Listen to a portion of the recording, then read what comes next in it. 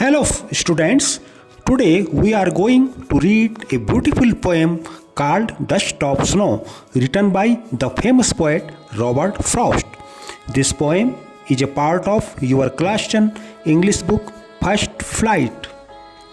तो आज हम पढ़ रहे हैं डस्ट ऑफ स्नो। इससे पहले हम जाने ये डस्ट ऑफ स्नो क्या होती है। What is a dust of snow? The dust of snow means the fine particles और फ्लैक्स ऑफ स्नो। बर्फ के बहुत छोटे कण, महीन कण, ये कह सकते हैं कि बर्फ की धूल। The way A crow Shuk down on me the dust of snow from a hemlock tree. अर्थात जिस तरीके से द वे ए क्रो, एक कौवे ने, शुक डाउन ऑन मी, हिलाकर मेरे ऊपर गिरा दी, द डस्ट ऑफ स्नो, बर्फ की धूल, फ्रॉम ए हेमलॉक ट्री, एक हेमलॉक ट्री से, अर्थात एक विषैले वृक्ष से। ये हेमलॉक ट्री क्या है कि ये hemlock tree is a poisonous plant with small white flowers. यह एक जहरीला पौधा होता है जिसमें छोटे सफ़ेद फूल होते हैं। तो कवि का मूड उदास है, वो एक पेड़ के नीचे बैठा है और वहाँ एक हेमलॉक ट्री है और उस पर एक कौवा बैठा है। पेड़ पर बर्फ़ जमी है, तो कवि का मूड उदास है, लेकिन अचानक कौवा उस पेड़ की टहनी को हिलाता है और बर्फ़ की धूल कवि के ऊपर पड़ती है।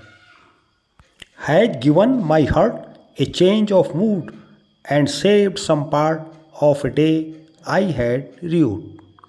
तो बर्फ़ गिरने से कवि का जो मूड है, a change of mood, mood बदल जाता है। हैज़ गिवन माई हार्ट, मेरे दिल को उसने मेरे मूड को चेंज कर दिया है। एंड सेव्ड सम पार्ट, और मेरा एक हिस्सा बचा लिया है, ऑफ ए डे, दिन का, आई हैड ड्यूड, जिसे कि मैं बर्बाद कर चुका था। अर्थात कवि उदास था, बहुत ही नकारात्मक स्थिति में था, और जैसे ही उसके ऊपर वो बर्फ़ की धूल गिरती है तो उसका मूड चेंज हो जाता है, उसके दिल को सुकून मिलता है और वो कहता है कि मैंने अपने दिन के एक हिस्से को बचा लिया है। आइए अब इस पोएम का सेंट्रल आइडिया जानते हैं। The central idea of dust of snow is that even small and seemingly insignificant events in nature can bring about a big change in our mood or thinking. The poem conveys that nature has healing power.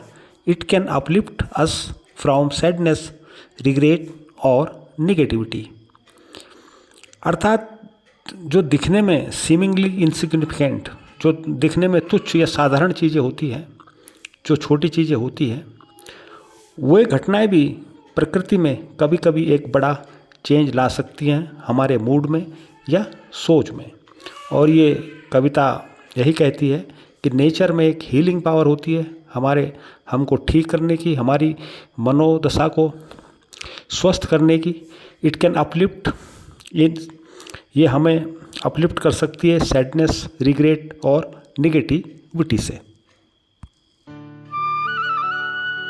और यदि आपने अभी तक study room इस educational channel को subscribe नहीं किया है तो प्लीज़ इसे सब्सक्राइब कीजिए, शेयर कीजिए, लाइक और कमेंट कीजिए, ताकि हम आगे आपके लिए ला सकें और भी नई नई वीडियोज़।